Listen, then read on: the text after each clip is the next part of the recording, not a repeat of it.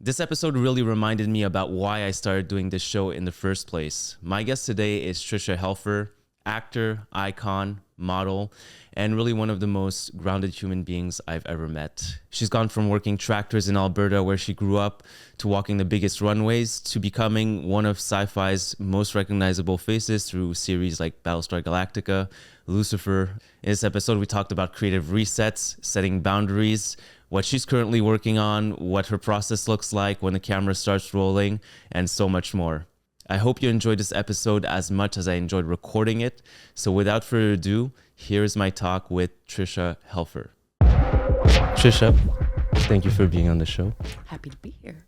How's Montreal so far? It's good. I haven't gotten out and done too much. I tend to hole up when I work a little bit, but I'm going out to dinner tonight, so that's good. Okay.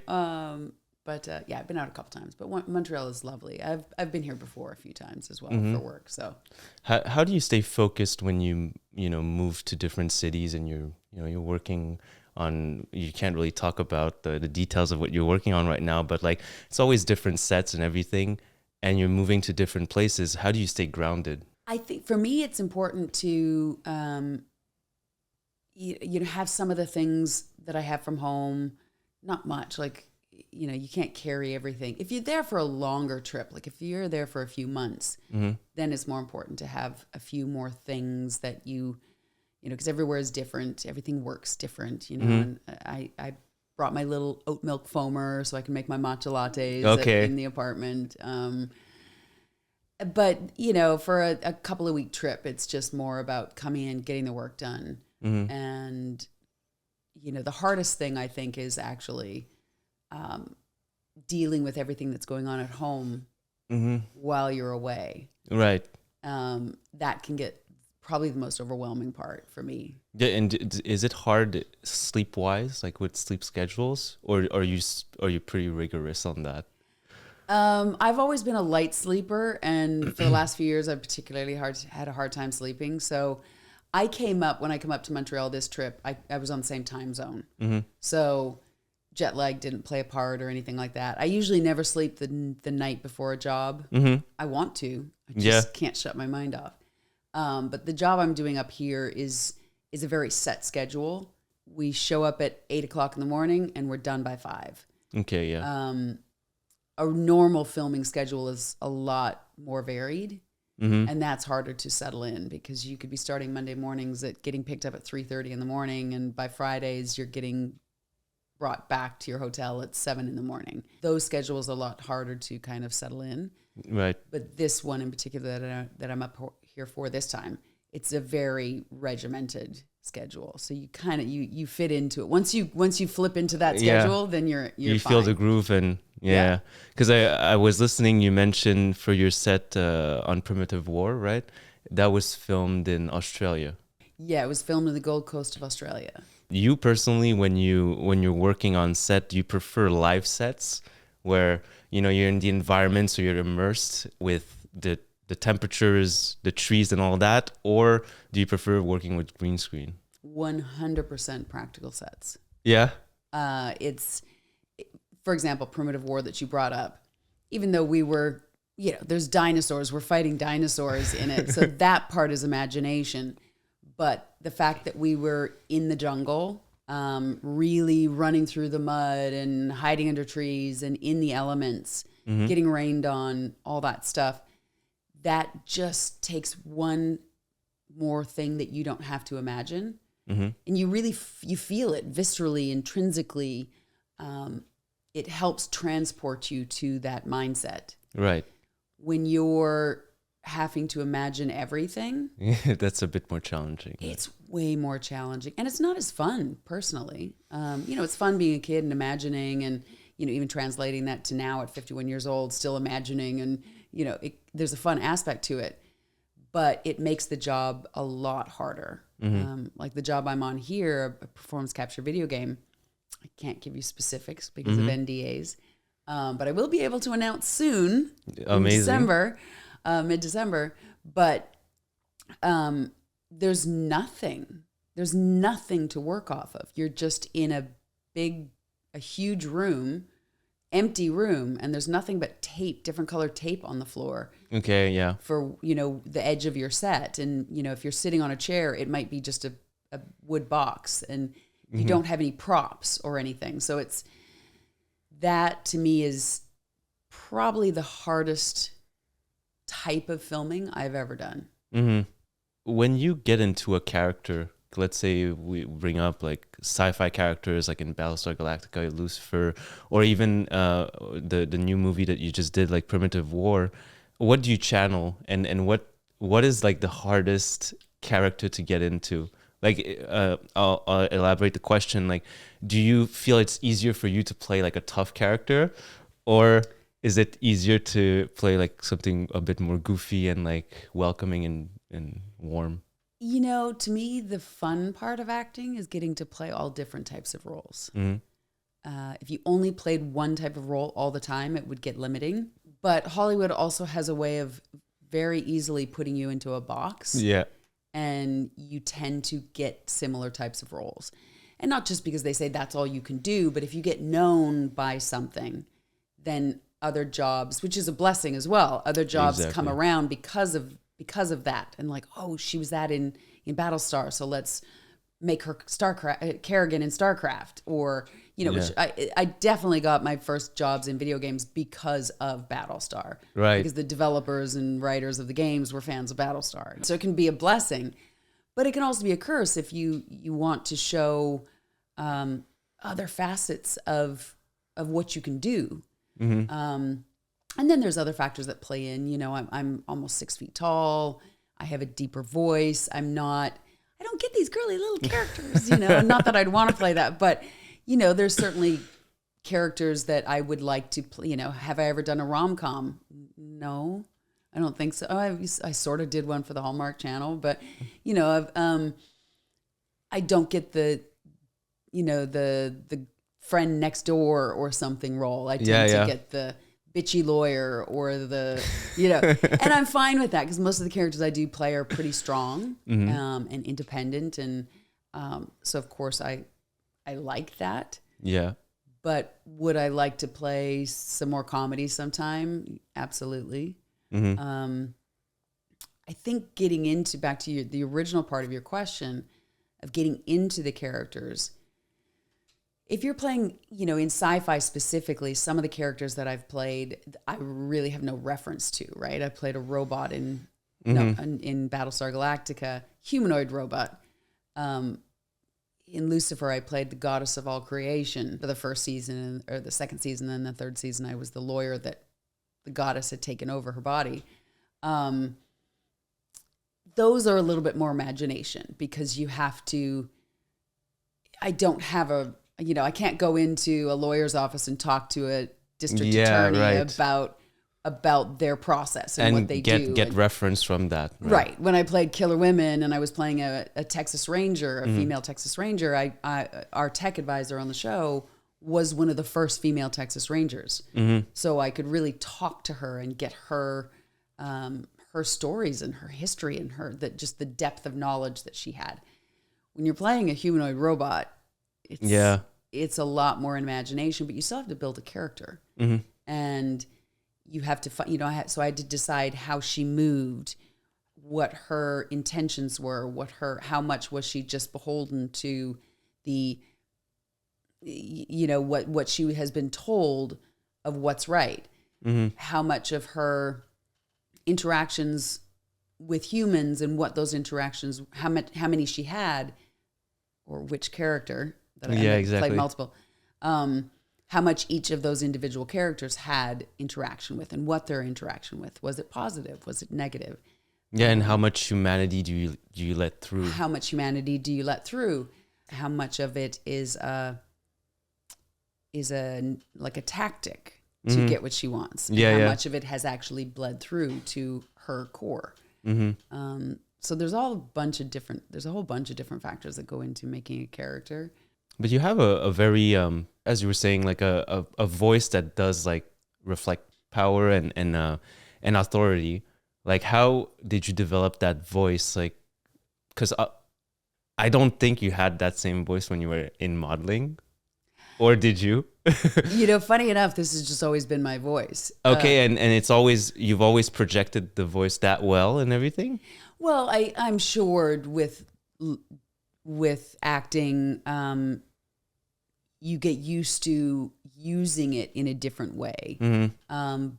But I've never gone to like a vocal coach to change my either dialect. I've used a vocal coach to learn different dialects for a role, but I've never had to change my own voice or dialect. I've never gone to like work on diaphragm. I probably should work on the diaphragm. I tend to be too much of a up here breather. But I think when I was modeling for 10 years before I started acting and living in New York predominantly, but traveling around the world. And, I'm from Alberta, Canada, so I'm sure I had a little bit more of a Canadian accent and a Western Canadian accent. I don't think it was ever as strong as, because I have three sisters, and two of my sisters don't have that much of an accent. Right. One sister does. So I can't remember where I lie within that. But looking back at old tapes and stuff, I don't really think I had that much of a strong accent.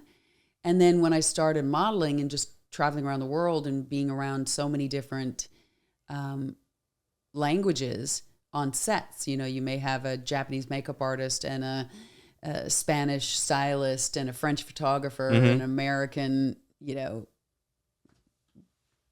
lighting, whatever it is.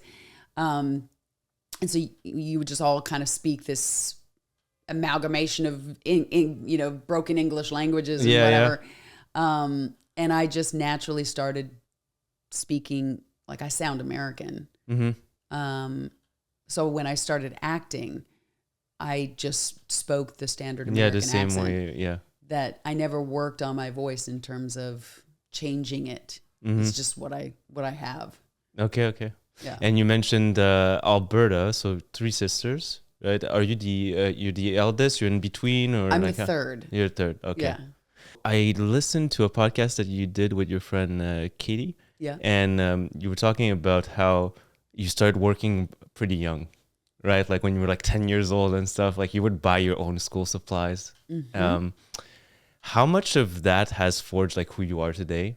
I'm just curious, like what that mindset, how that was instilled in you, and how it continues to be portrayed in your present life. It definitely made me who I am. Like one thing I'm proud of in the industry is I am known from people that I've worked with as a hard worker and a team player. And I think that definitely comes from my experience growing up on the farm. We were farm hands, and we had to work out in the fields and drive tractors and fix farm machinery. And we worked for a wage, and then we were responsible for, my parents taught us budgets and budgeting, and we had our own bank account. We had to, every Sunday we would sit down and go through our budget, and we had to buy our own supplies and everything. Of course, if we needed something bigger, my parents would get it for us. But so there was a very pragmatic approach that my parents have, and I don't know if it's a farm mentality, kind of salt of the earth type people. That's definitely my family. So that has stuck with me. And are you still like very connected to nature? Do you? I'm hugely connected to nature. I always have been. Even living in LA, I was always a big hiker. Which LA, if people don't know anything about LA, they just think it's a big city, but it has some of the most amazing hiking. Yeah. All the canyon ranges and everything. It's just got phenomenal hiking. So I would do that all the time, and that's where I really decompress, and that's where I kind of fill up my coffers of. I need to get into meditating, but I've never been able to do it.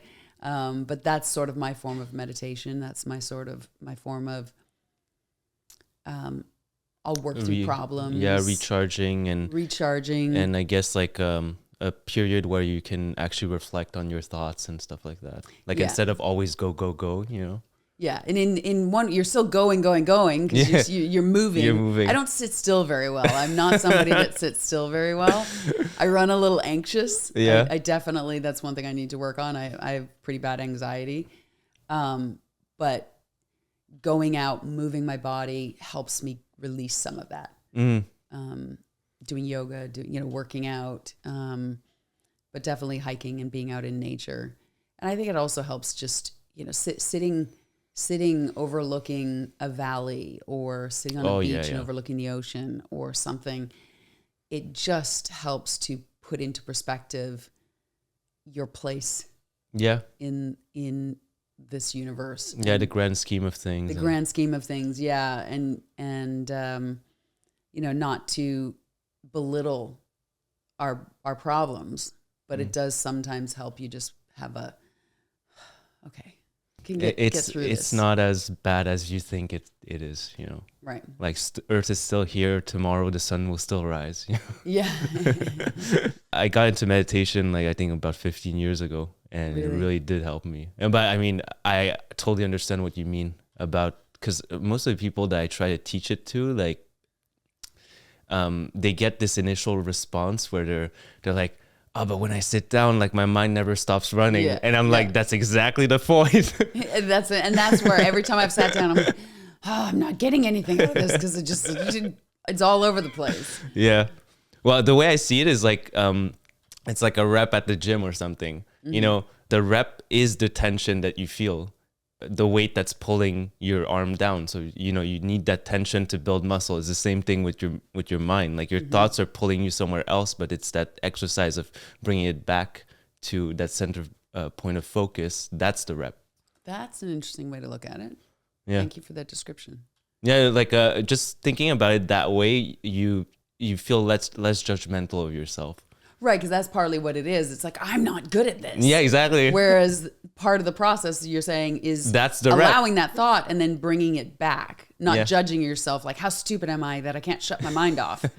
It's just, no, bring it back. Be gentle with yourself. Bring it back. Yeah.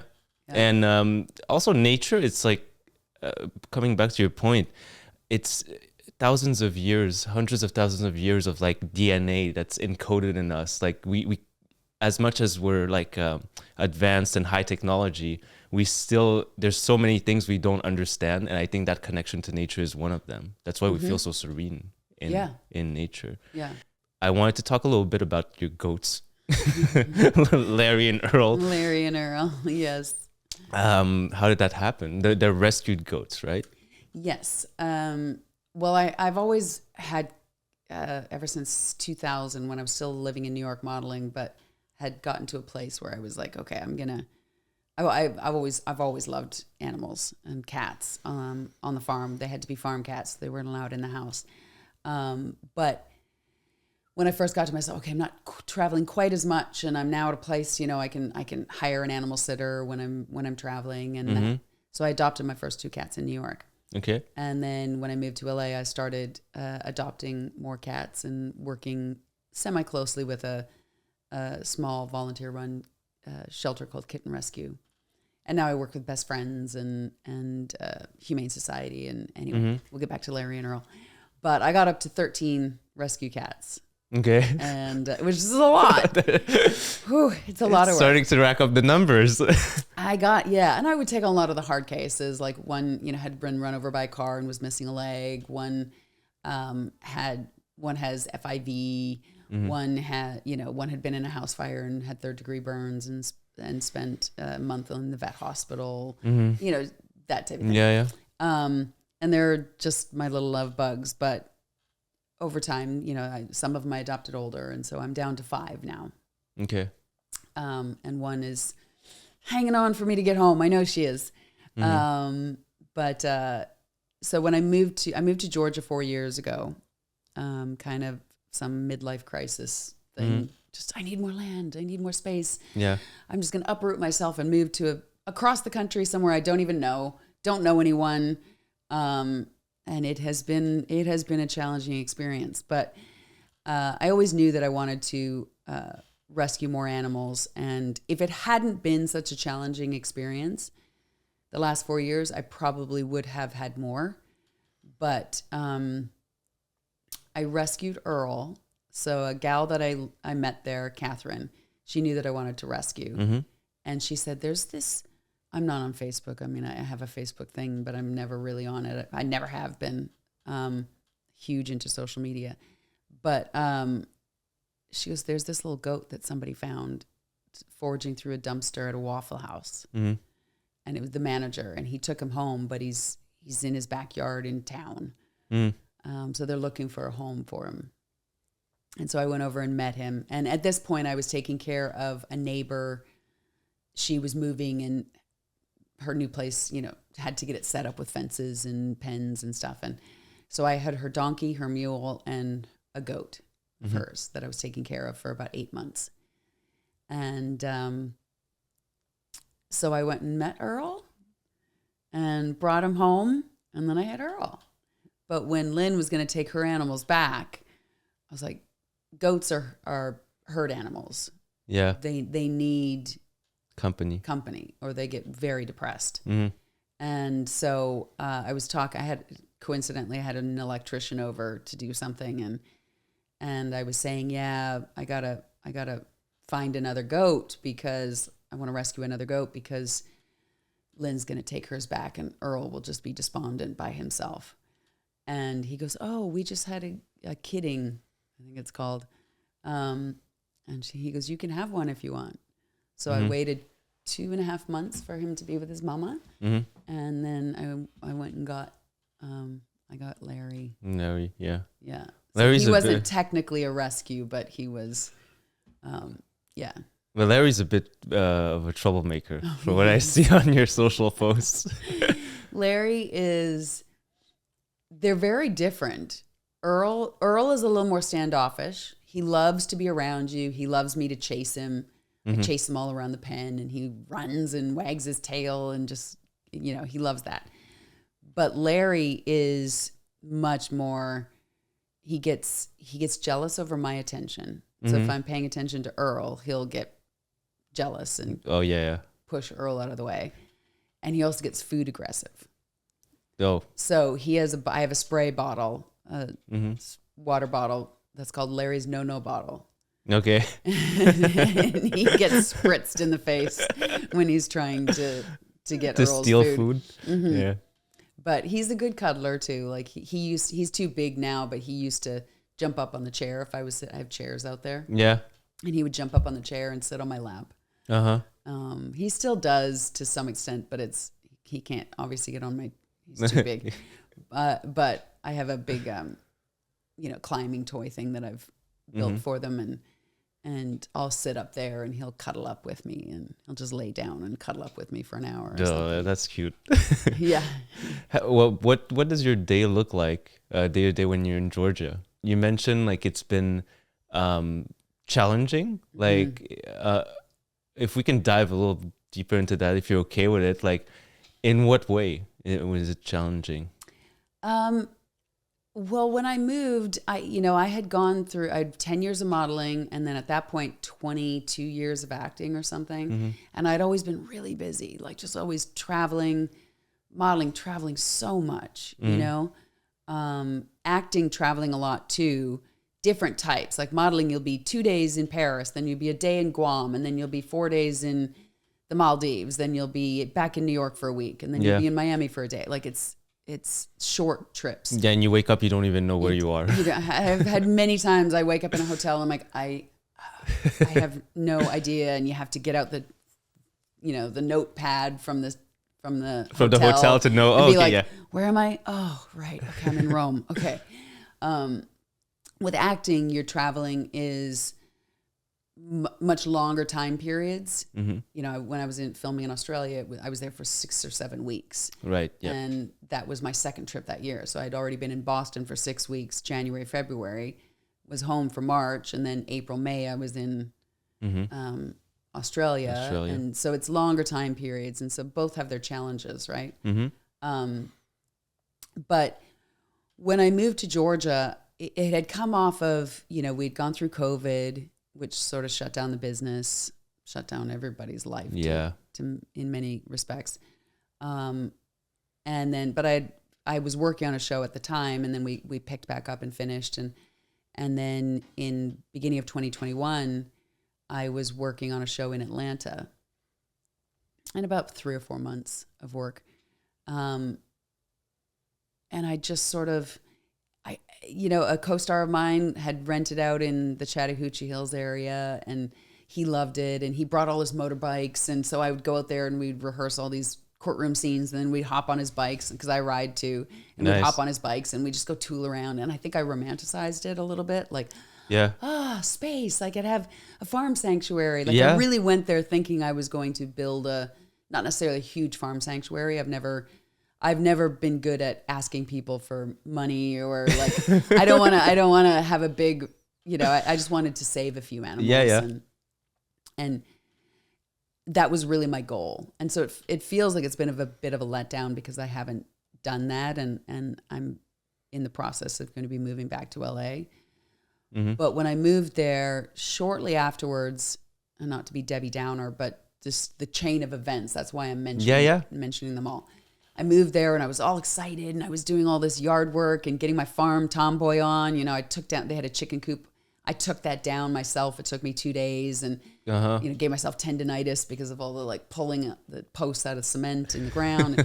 But it was exhilarating, right? I had my neighbor's animals that I was taking care of, and it was really, really beautiful. A beautiful time period that fall of 2021, and then my mom died unexpectedly over Christmas, and I wasn't there.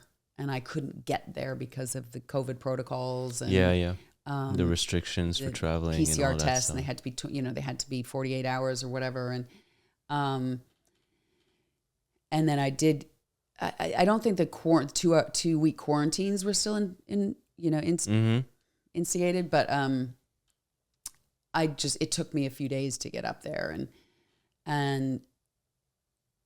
and then I got COVID, I think, on the plane and brought it to my family. And it was weird. But, that was an unexpected thing because we didn't even know she was sick, And then shortly after that, back in Georgia, and I was just set to go do a movie, a Paramount Studios movie, and had done all the read-throughs, the cast medical, everything.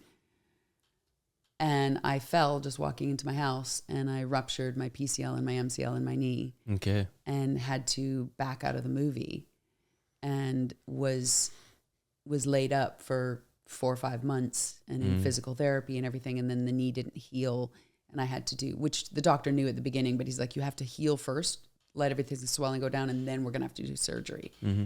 So then that fall, that December, I had to have reconstructive surgery with cadaver. And another 4 or 5 months of leg in a brace, crutches, and all this while I'm in a state I don't really know anyone. Yeah, exactly. Yeah. I don't have help. I have farm animals. I have 8 cats at this point. I have. Okay. Yeah. Like it was. I'm hauling hay with like crutches. I'm leaning on one crutch and hauling a hay bale and a bag of 50-pound bag of goat feed and going out there with the animals, and it was challenging, but it also really, I wasn't able to work obviously through it. Yeah. And so my life just went from busy working, and from what was going to be my sanctuary, go off work, and obviously have income coming in. So happily pay a farm worker, whatever, animal sitter to come stay. And then it's just like my life just went shoo, and didn't have work for 2 years because of my knee. Yeah. And then right after that, the writer's strike and actor strike happened. So it was a full 2 years of absolutely no work, no income, for the first time in my life. Yeah, and especially like with your personality, you're someone that's always like... I love my downtime. Yeah. But I can only relax and enjoy my downtime when I know I've got this coming up, this coming up. And so everything changed, and it really did a number on my, it really did a number on me. So I don't know how we got there, but that's why. Yeah. I was asking you basically like what was challenging about that move, earlier that you mentioned, but now I get the bigger picture. Yeah. Cause my life just went 180 degrees opposite, and then also being in an area where I really didn't know many people. Yeah, exactly. Like I guess my follow-up question is like, Did you get bored? I was so busy that I didn't really get bored. I think I got lonely for the first time in my life. Okay. I wanted to ask you, do you remember the moment where you finally felt at home on camera? And not as a model, but like more as an actor? As an actor? Not necessarily a specific moment. I think it was when I was doing Battlestar Galactica. I was working with, I'd been acting for a year. I'd been in school, like classes in New York for a year or two before that, and then I moved to LA, and I did a couple of small things, and I felt fine, but you're still new. You're still like, okay, am I doing this right? Whatever. Yeah. And you never get over that. Like I still have that. Do I fit in? Like, am I? Right. But I feel like I felt like I fit in quite quickly. But when I was doing Battlestar, and that was my first series, and I think maybe because of not the repetition of it, but the repetition of going to work every day and working with the same people and working with Oscar nominees, Edward James Olmos, Mary McDonnell, right, and then, like, the plethora of good actors that they cast on that show, even though a lot of them were fairly young, not teenagers, but newer actors. But everybody really fit their role well. And just the work ethic and the dedication to the job, but also just becoming a family and really having a great work environment on that show really helped me settle in and be able to go, okay, I can play a little bit more, or I can, not just think this is the one way to do it and do it that way. Yeah. Because that's how it's written and whatever. And like maybe find some nuances or try something that it doesn't work. And you're like, well, that didn't work, but okay, we'll do it again. Maybe you find the gold that way, right? Yeah, by exploring and by being a bit more risky, stepping outside of that quote unquote box. I think that's where a lot of times you can find magic, right? Because you didn't necessarily expect that, or even the director didn't necessarily expect that. Right, exactly. And to be able to just settle in and, know what needs to get accomplished in the scene, and then understand that there's different ways to get there sometimes. And so I think just having the security of the job on that and working with the people that I was working with, that's probably where it settled in, and I felt, you know what? No, I am actually supposed to be here. Yeah. I am, and every time you do a job, there's a learning curve for each set, right? Yeah. And it's harder coming in as a guest. Okay. As a guest for a show. Yeah. For a show, it's because you're coming into a set that's not, you don't know everyone, and it's, they've all got their thing going on, and it's probably already like a well-oiled machine, and you come in and you're on first gear and they're already on fifth gear, right? Yeah, exactly. But the longer you're in the business, you tend to, you're like, oh, the camera, we've worked together before. And so the longer you're in it, the more you're likely to run into other people that you know.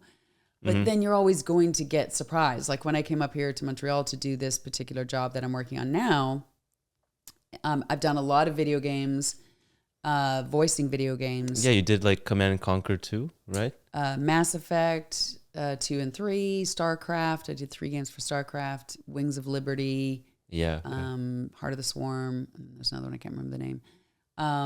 I did Spider-Man Web of Shadows. I did Halo ODST. I did Mortal Kombat. You did Mortal Kombat? I played Sonya Blade in Mortal Kombat for one of the games. I think I'm forgetting a couple too.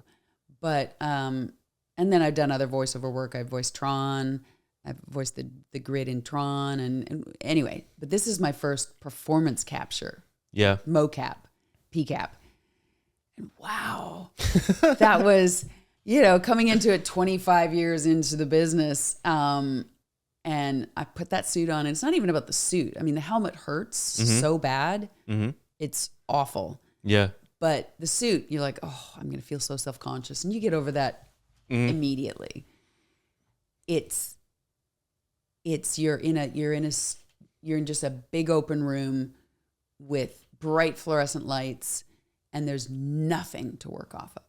Okay. And you're in this helmet with a camera mounted off you, and you have to enter gameplay, enter and end scenes in a gameplay stance, and you have to, without giving too much away, and depends on how they're filming in terms of what kind of style of game it is. Right.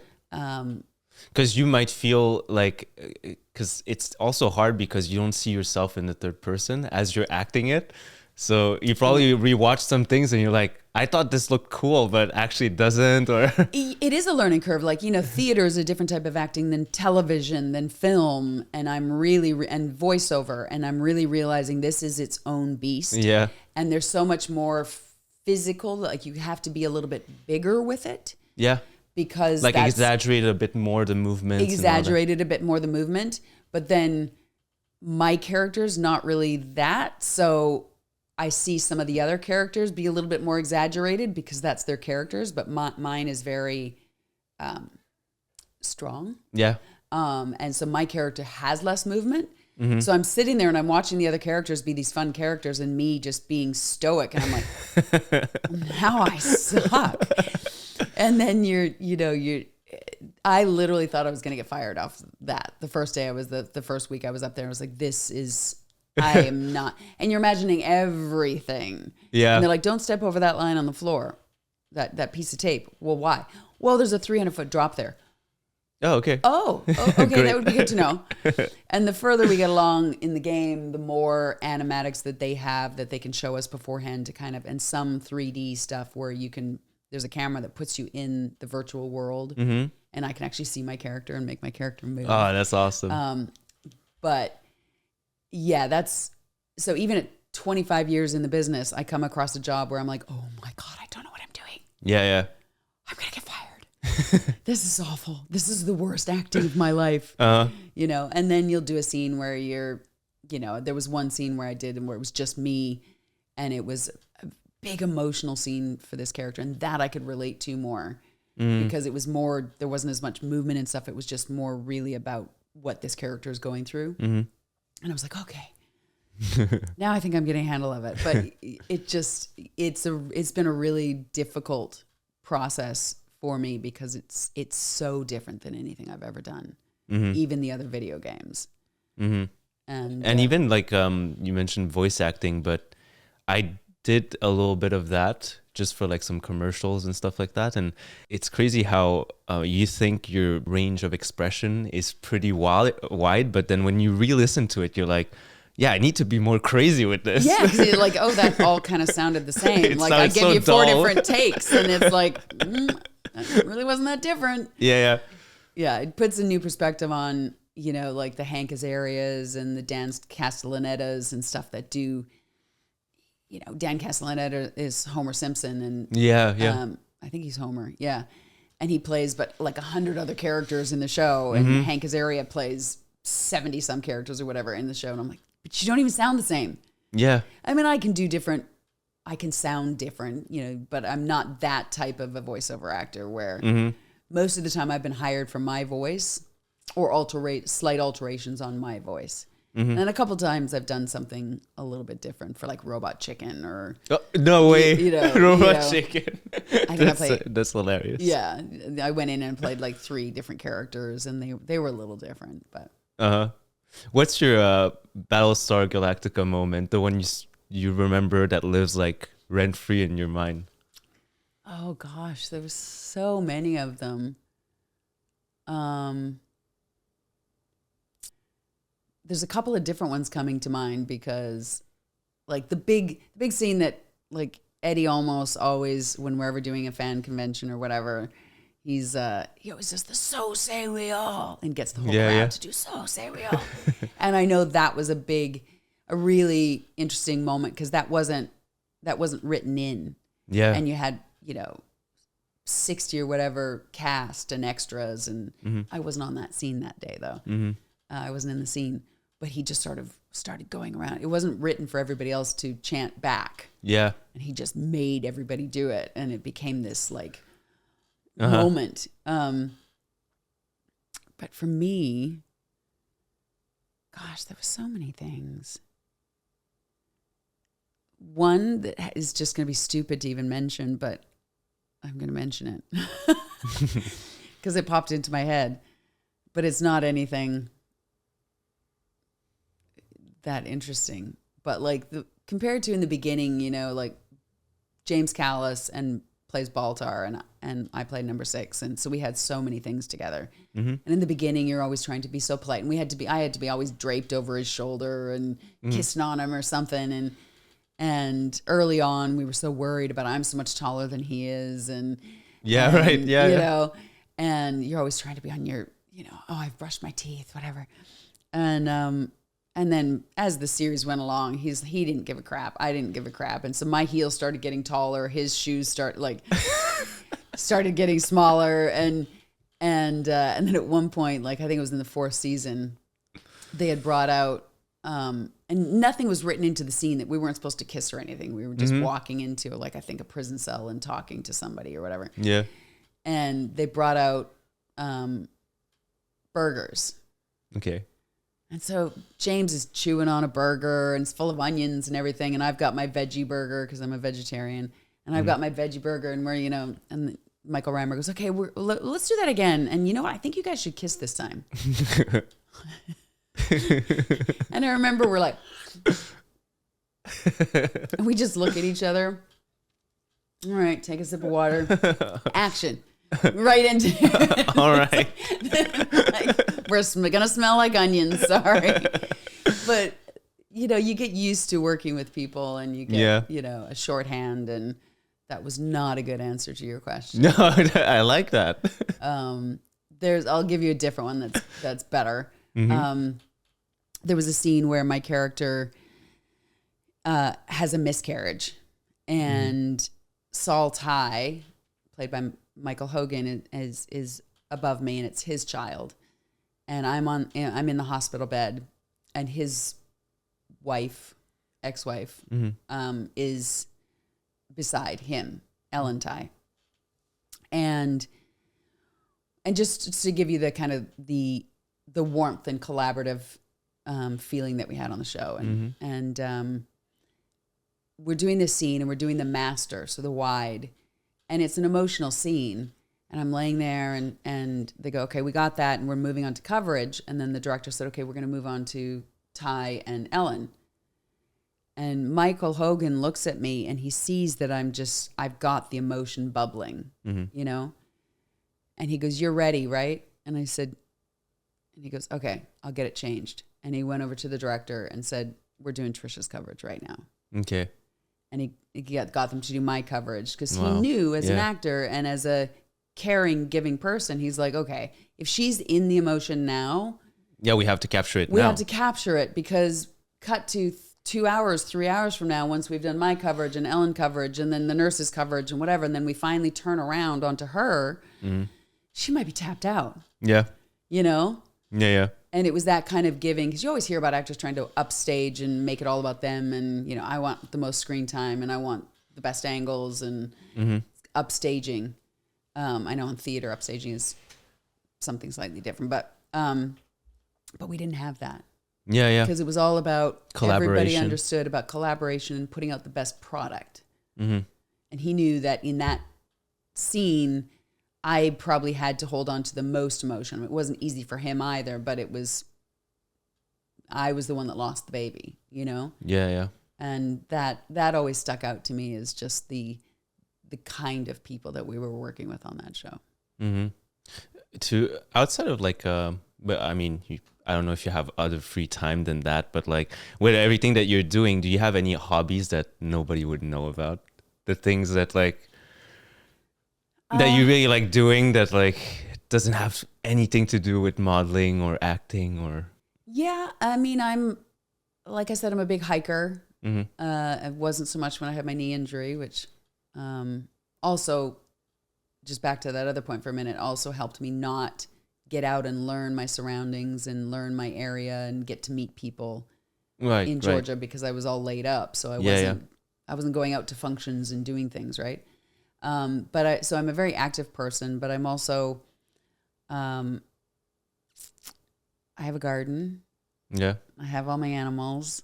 That's more my speed. Like I do more with animals and yard work and that type of stuff. I'm not necessarily that creative. I don't write. I used to draw. I know you said you paint or draw. Yeah. When I was a kid, I really enjoyed drawing, and I actually got out my books. I've carried them around for 30 some years, and I've carried around my old art books, and I've recently thought I need to get back into that. Yeah. And try and tap into that again, and I think that could be fairly therapeutic for me. I haven't done it yet. Okay, I went so far as to find the books in my office where they were, and to go out and get some more. The source of inspiration stencils. is there. Yeah, and to go out and get some more pencils. Yeah, like charcoal pencil. Yeah, that's a type of drawing that I like as well. Yeah, like that's mostly, what I had always done. Yeah. So that I think I'm gonna try and get into more, and I'm trying to produce. I'm trying to get into producing a little bit more. Yeah, I've got a project that I've been trying to get going for years now. Yeah, tell us a bit more about that, like that side of you, like with producing, because you've always been more like on one side of the camera, but the act of producing, like what makes it interesting for you and as a venture to go into? Well, I think it's twofold. One, because Hollywood definitely still struggles with finding a place for middle-aged women. And I am definitely experiencing that. I mean, there's a general slowdown in the business anyway right now, a massive slowdown. But I'm also noticing where people are like, no, you're 51 now, you're not 38. And there's just less roles, even though the role typically would be for somebody that, in reality, the person would be probably in her 40s or 50. But Hollywood likes to just cast 30s, maybe up to, early 40s. So I'm trying to navigate that. And I think producing is an avenue that helps extend a career. And it's not only like right now, the couple of things that I've been doing is looking into producing projects that I could be in, but I would also like to translate that into producing things that I'm not necessarily in. I guess like build a platform that can that can support what you're saying, like basically like lead by example kind of stuff. Right? Yeah, and it is a creative outlet, but where it's not. I just don't have the writing. I'm just not a writer. Okay. So I don't want to go into that avenue. I could see possibly directing in the future, and I think that a lot of actors do tend to go into directing, but that just hasn't drawn me yet. Not to say it wouldn't, but I like the idea of the producing angle and putting the cast together, putting the story together, being on the creative side of the producing too. Not right. I'm not really the one that is. I think that I said this with the animal charities too. I'm not the one that wants to bring in the money. Yeah. I'm not that. I can't be there and be in your face and like give me money and donate now. Click the link below. I definitely do. I've done lots of charity auctions, and I'll promote them and everything like that. But I could never run. Yeah. I could never run one and be always trying to figure out how to get people to donate and how to raise money and all that stuff. That's and it's not the kind of stress that you like. It's not the kind of stress I like at all. And so with trying to get the funding for the projects, I would not be good at that. But there are producers that are good at that. Right. But my interest lies in the story of it, the characters, the sets, the getting together the right team, getting together the right actor for it, getting together the right director, and then working as a team to bring the story to life. That's what I find interesting. You once said the longer you tolerate what's wrong for you, the longer you postpone what is right. When did that lesson become real for you? That was very recently, probably about a year ago. And I had seen a quote, and it was actually, so the quote that I did with Michael, for Blacksmith, this artist out of Portland, we kind of changed it. I think he kind of changed it to tolerate. But the original quote that had struck me when I read it was the longer you entertain what's wrong for you, the longer you postpone what is right. Right. But same idea. Yeah, same right? idea. Entertain to me just had a little bit less negative connotation than tolerate. Yeah. But to me, that came off of, I've always been somebody that really has followed my gut. And even the move to Georgia, I was like, there was something telling me to do it. And, you know, I know I'm going to look back, even if when I move back to LA or wherever else I move, I'm going to look back at it and go, it may have been a tough time period for me. But it was necessary. But it was necessary. And there was some growth that happened there. And I learned how effing tough I am, you know? I've always been very, very independent. And sometimes to a fault. Okay. I sometimes don't rely on people enough. And I've had some girlfriends tell me that. But that particular quote came off of a relationship that was not right. And I knew from the very beginning that something's just not sitting right with me. And this isn't, I'm not gonna rag on this guy. I'm not gonna, you know, he's a good person. But something wasn't right. And there were so many things that were good, and in my head I'm like, but on paper we should just be, this should work out. This should really work out. And there was some things that I really respected about him and kind of was in awe of in some ways. But I knew in my gut, this isn't right. I can't quite be myself. Yeah. I can't quite be my goofy self, or I'm always feeling a little judged. I'm always feeling like I'm off kilter. And I didn't listen to it for a year and a half. I mean, I listened to it, and you know, there was some ups and downs, and there was some mini breakups and whatever. And yeah, and I think we all go through that, like in some ways in relationships, because we have a human cognitive bias that's mostly known as like sunk cost fallacy, which like whatever you invest in, you'll tend to value more, right? Yeah. Even though like it's the same thing as like gambling. If you gamble and you've like invested $100,000 in it, like you're probably going to say, God damn it, I'm going to put like 10, one more 10K, you know? Yeah, exactly. And that's sort of what it felt like. But it's never really to me translated in a relationship before. And where sort of I feel like, wait, how could I have not listened to my gut more? So I was angry at myself. Yeah. And then I've got to make this work because you know, and, but it could be other things. It could be, you know, if it to me, it was a relationship that I was going through and had to, you know, get out of, but, and I was mad at myself for staying in it as long as I did, because I knew it wasn't right for either of us. Yeah.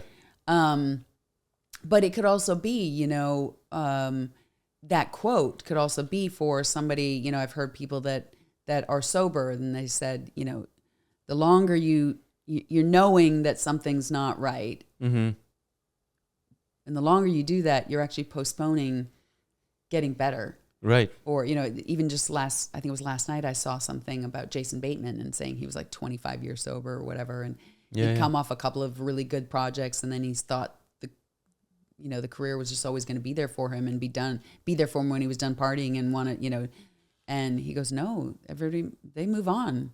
Yeah. You know, and then I think he lost out on a job and it was a commercial. It wasn't even a big movie job or whatever. And he's like, that was to him the impetus to go, I got to get my shit together. Yeah. Like a wake up call. Yeah. And, so he was tolerating doing some things, some behavior of his own that wasn't actually getting him to where he wanted to be or be the person who he wanted to be. And, so when I saw that quote, it really struck me at that time for not just the relationship, but some other things. And partly even being in Georgia too. I'm like, I feel like I'm floundering here. Yeah. There's some wonderful things about being in Georgia, and I love my house and everything, but I feel really stuck. I feel like I'm floundering, and I need to, I gotta move. I gotta make changes again, you know? Some people are good being in one place their whole lives. I'm somebody that needs to kind of keep challenging myself and because I feel like I can get complacent. Right. Unless I challenge myself. And then I'm like, nope, I'm doing this. And then I've got to learn a new skill or learn something else or travel somewhere, do something. But it's interesting because tying it back to meditation, for me, like traveling and seeing different things really does help me be more present with my work. Because you don't fall into the trap of like getting into autopilot. Yeah. Because if you're always like in the same place, like in the same neighborhood, walking the same distance every day, you're going to become like a robot. Yeah. And for some people, that's how their brains work, and that's what they want, right? I guess that's what makes us all different. But I definitely fall into the other category. I'm a little, I have like a big dichotomy because I am a very routine creature too. Mm-hmm. I like my routines. I'm a little OCD and I like my things the way I like them. Uh-huh. But if I don't have the other experiences of going away filming or being put into a different, playing a different character and exposing a different part of myself. Mm-hmm. If I just had that routine, you'd be super bored. I would be awful. I would be so like just stuck and angry and whatever. Yeah. But if I only had this fly by the seat of my pants, well. I would go crazy too. I really need, like, I was saying to one of my co-stars on this video game, I was like, oh, after being on set all day and just being around people who I adore, they're lovely people, but all the side chatters and then this helmet that hurts and everything, I have to go home to my apartment and just be by myself. Yeah. I have to have quiet. I've been here, 8 days now, and I haven't turned on the TV once. Mm-hmm. I just need quiet. I need to study my lines for the next day. I need to have my, make my salad. I'm very routine, but then I have to shake it up. Yeah. Yeah. Wow. You mentioned that you're very independent. Mm-hmm. Is that something that, would you say for you, like it's harder to open up to people? Yes and no. Mm-hmm. I think by the nature of my business and being around so many different people and you can form closeness with people on sets very quickly if you get along with them, mm-hmm. Because you're in each other's face all day long. Yeah. You're doing scenes where there's a closeness that comes very quickly, and so I can open up very quickly mm-hmm. to people and just be myself and whatever, But I find in intimate relationships, mm-hmm. I guard myself. I think it takes me longer to fall, and I keep a piece of myself back. Which to become, I guess, like another angle that I could explain this with is like be vulnerable, right? Mm-hmm. I was just discussing this with you like off camera, but like by the nature of what we do, you're in entertainment industry. So it's a lot about like being able to put yourself out there and put on a smile or like whatever emotion so you can turn it on pretty quickly. Mm-hmm. I'm the same in hospitality. When I meet people at the restaurant, like I have to put on a big smile, like whatever is happening in my life doesn't really matter at that point. But it's funny because on the flip side, like a lot of times because we're so good at that, mm-hmm. it's also harder to just be vulnerable and kind of drop that in a sense. Yeah, absolutely. So for my final question, I wanted to ask you, when you look back at your career, what are you most proud of that no one ever brings up? I think I said earlier where I think within the business that I'm known as a hard worker and a team player, and I think that is important to me. And there's one thing my father said when I first started modeling, mm-hmm. and there was an interviewer that came out, I think from the Edmonton Journal or something like that, and interviewed me on the farm. And they said to my dad and mom, like, oh, you must be so proud of her. And I remember Dad goes, well, we're proud of all our daughters. Mm-hmm. And then he goes, I'll be proud of her if 10 years later, 10 years from now, she comes back and she's the same person. Oh, wow, that's powerful. And practically I wouldn't say to the day because I don't remember exactly when it was, but it was around 10 years later. And Dad must have remembered that, or it came up somehow. And he came up to me and he said, you're the same heart that you were before. You've grown, you've experienced, you're much more worldly. You can be a little bit shishi over some certain things. You know, I like my Pellegrino and they don't even know what Pellegrino is. You know, I like my Prada bags, you know. I'm not trying to say I don't have a few quirks now, but he said you still have the same heart and that you had, and I'm proud of you. That's beautiful. And that really wasn't about the business necessarily, but it is in some way. That to me is what sticks with me. Like, we all have a job to do. We all have, some people are saving people's lives. Some people are entertaining people. Some people are feeding people. Some people are, there's so many different things, but we all have a job, but what it comes down to at the end of the day is our relationships and caring for one another and being empathetic and understanding that everybody's going through something. Yeah. And I think right now in this time period, we're, at least in the States, we're particularly divided. Yeah. And not paying enough attention to that everybody has their point of view, and to listen and to try and have some compassion and empathy for other people's situation, and maybe what their situation is what's fueling them. And there can be some crazy people in the world too. I'm not saying that, but I think we've lost a bit of empathy and compassion. Yeah, like we do a lot of talking, not a lot of listening. Not a lot of listening, and I don't know if that has anything to do with the business, but maybe being in the business has kind of helped teach me to listen and collaborate. If you could have one word you could have your own billboard put up, and you could have one word or like a small phrase, like what would it say on the billboard? Be kind to yourself. Be kind to others. And be kind to animals. I love it. It's not very deep, but that's what came to mind. Well, the deepest things are actually pretty simple, But Tricia, thank you so much for your time. Thank you.